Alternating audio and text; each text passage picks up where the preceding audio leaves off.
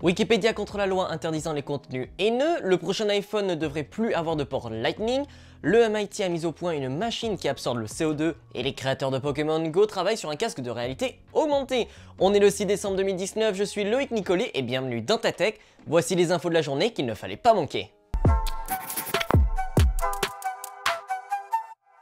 Le 9 juillet dernier, l'Assemblée nationale a adopté la loi Avia qui a pour objectif de punir pénalement les créateurs de contenu offensant sur Internet. On pourrait penser que Wikipédia soit en accord avec cette loi, surtout au vu du nombre de trolls qui modifient constamment les articles de l'encyclopédie en ligne.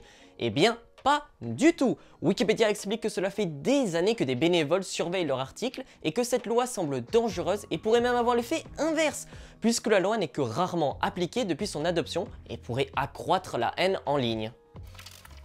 À peine l'iPhone 11 sorti, les rumeurs sur les prochains modèles du smartphone d'Apple fleurissent déjà sur le net. Selon l'analyste Ming-Chi Kuo, célèbre dans les médias américains pour ses prévisions concernant les produits de la marque à la pomme, le prochain iPhone n'aurait pas de port Lightning. Il explique qu'Apple se tourne de plus en plus vers une expérience sans fil et que la suite logique à cela, c'est l'absence complète de port de charge. Enfin, comme d'habitude, ce ne sont que des rumeurs et il faudra attendre l'année prochaine pour s'en assurer. Et si le MIT avait trouvé la solution miracle pour nous sauver de l'apocalypse écologique? Des chercheurs ont mis au point un appareil capable de convertir le CO2 en énergie électrique.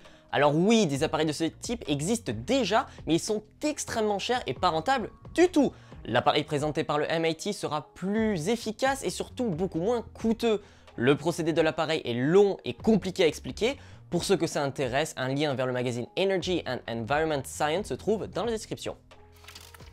Voir des Pokémon apparaître sur l'écran de son téléphone, c'est bien, les voir apparaître sous ses yeux, c'est mieux. Niantic, le studio à l'origine de Pokémon Go, vient de signer un partenariat avec Qualcomm pour développer un nouveau casque de réalité augmentée. Pour le moment, on ne sait pas si le casque sera destiné aux joueurs ou aux professionnels de l'industrie.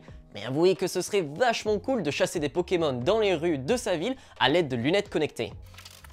Et la news bonus revient à l'Inde qui vient de créer un contraceptif à usage unique pour les hommes. Le produit pourrait être mis en vente dès le début de l'année 2020 et serait efficace pendant 13 ans à partir de la première dose injectée. Même si les chercheurs à l'origine de ce contraceptif assurent qu'il n'y a pas d'effet secondaire, de nombreux spécialistes s'interrogent et demandent déjà des tests supplémentaires pour s'en assurer. D'après le Hindustan Times, le médicament a un taux de réussite sans effet secondaire de 97,3% sur les 303 participants à l'expérience. Merci à tous d'avoir suivi ce récap, toutes les sources se trouvent dans la description et on se dit à lundi pour de nouvelles ActuTech. Ciao!